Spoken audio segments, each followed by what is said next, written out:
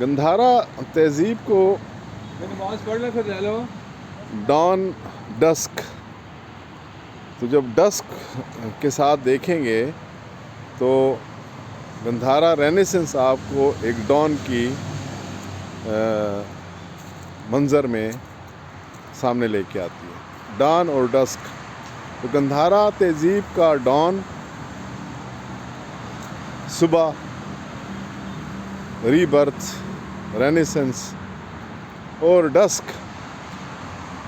تو گندھارا کو ڈسک سے ڈان تک لے جانا، یہ گندھارا کی رینیسنس کا ایک مرحلہ ہے. گندھارا کی رینیسنس کو ہم اس طرح سے ڈیفائن کر سکتے ہیں کہ گندھارا ایک ایسی تہذیب کو جنم دے رہی ہے جو کہ ابھی تک کسی نام کے ساتھ موسوم نہیں ہے. گندھارا ایک بطن ہے. گندھارا کا بطن، اور گندھارا کے بطن میں اس کو برابری فرٹائل کرنا، اور فرٹائل کرتے ہوئے آپ نے اس کو ری برتھ کی طرف لے جانا ہے. تو ری برتھ میں، رینیسنس میں آپ کو گندھارا کے بدھا کو ساتھ لے کر چلنا پڑے گا. گندھارا کا بدھا ایک پیڑ کے نیچے ایک مفکر کے طور پر موجود ہے، جو خبریں دیتا ہے، جو پیشن گوئیاں کرتا تھا. تو گندھارا کا ایک پیشن گوئی، گندھارا کے بدھا کی ایک پیشن گوئی یہ تھی کہ اس کے بعد ایک میتری آئے گا، اور وہ میتری آئے گا اور اس کے فالوورز ہزاروں میں ہوں گے. تو جب فالوورز اور میتریا کے درمیان ایک تعلق کو سمجھا جاتا ہے تو پھر ہمیں ایک تہذیب کا احساس ہوتا ہے. ایک تہذیب موجود ہوگی جو کہ اس میتریا کی تہذیب ہوگی. اس طرح گندھارا کا بدھا جتنے افکار دیتا تھا، تعلیمات دیتا تھا، وہ ایک مذہب کے روپ میں بھی سامنے آیا جس کو بدھزم کہتے ہیں. لیکن ساتھ ساتھ گندھارا اس وقت میں، گندھارا کی سرزمین جہاں پہ کبھی گندھارا کا دارالخلافہ ہوا کرتا تھا، تو جب ہم دارالخلافہ اور گندھارا کے ساتھ ایک تال میل بناتے ہیں تو پھر ہمیں احساس ہوتا ہے کہ ہمیں گندھارا کو ایک گورننس سسٹم کے تحت رینیسنس کی طرف لے جانا چاہیے. ایک گورننس سسٹم، وہ گورننس سسٹم کیا ہو سکتا ہے؟ اس گورننس سسٹم میں ہم نے کون سی ایسی رولز، ریگولیشنز، قانون بنانے ہیں جو ابھی تک کسی آئین میں شامل نہیں ہیں. پھر گندھارا کا ایک آئین جب ڈیولپ ہوتا ہے تو گندھارا کا آئین پھر پاکستان کے آئین کو چیلنج کرتا ہے. چیلنج سے مراد یہی ہے کہ گندھارا کا آئین اور پاکستان کا آئین ایک جیسی ریگولیشنز کے ساتھ نہیں ہے. مثلا گندھارا کا آئین یہ کہتا ہے کہ اللہ تعالیٰ کی حاکمیت اعلیٰ کے بعد آپ کو اطاعت کرنی ہے اسوہ کاملہ کی. جبکہ پاکستان کا آئین اللہ تعالیٰ کی حاکمیت اعلیٰ کے بعد بغیر کسی اسوہ کاملہ کے جمہور کو حق دیتا ہے کہ وہ گورننس سسٹم میں شامل ہو جائیں اور گورن کریں، رولر بنیں.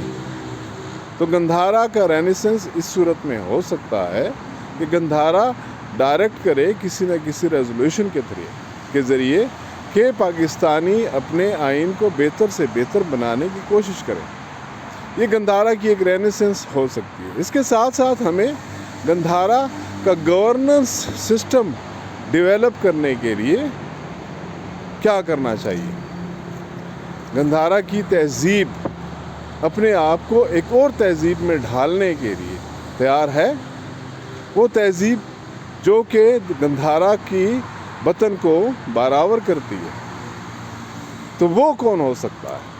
وہ کوئی نہ کوئی شخصیت، وہ میتریا کو فائنڈ آؤٹ کرنا ہے، میتریا تک پہنچنا ہے۔ تو گندھارا یہ سفر 2047 تک طے کرنا چاہتی ہے کہ 2047 تک کا گندھارا اور گندھارا کا رینیسنس گورننس سسٹم کس حد تک پریویل ہو چکا ہو۔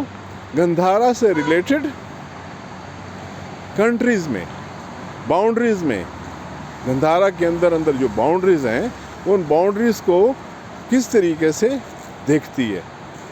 تو اس میں گندھارا کی جو مرکزیت قائم ہوتی ہے، تو ٹیکسلا کے حوالے سے، پشاور کے حوالے سے، تو گندھارا پاکستان کو پریفر کرتی ہے۔ یہ گندھارا تہذیب کا پاکستان کے ساتھ ایک تعلق بنتا ہے۔ گندھارا کے وطن میں، پوٹھوہار میں، گندھارا کے دامن میں بسنے والا شہر اسلام آباد، گندھارا کے دارالخلافہ ٹیکسلا اور گندھارا کے پشاور کو ہم کس نظر سے، کس طریقے سے ڈیولپ کرتے ہیں، ان کو کس طریقے سے سیکیور کرتے ہیں، انہیں عوام کے رہنے کے لیے ایک محفوظ شیلٹر بناتے ہیں، جہاں پہ مختلف قسم کے عوام آ کر اپنی اپنی قومیت کے مطابق زندگی بسر کر سکیں اور گورننس کی طرف جا سکیں، تاکہ یہ جو جمہوریت ہے، جمہوریت کا جو ایک مغربی لبادہ ہے وہ اتر سکے، اور وہ مغربی لبادہ جب اترے گا تو اس میں سے کیا نظر آئے گا، یہ ہم نے پریکٹیکل کر کے دکھانا ہے۔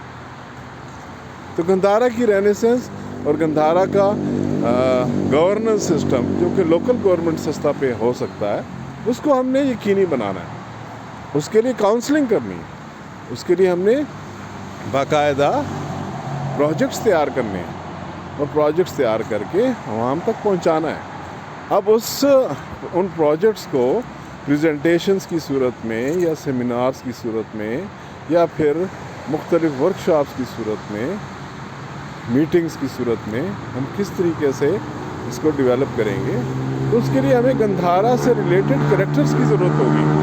گندھارا سے ریلیٹڈ کریکٹرز جو گندھارا کی رینیسنس میں دلچسپی رکھتے ہوں اور گورننس ماڈل کو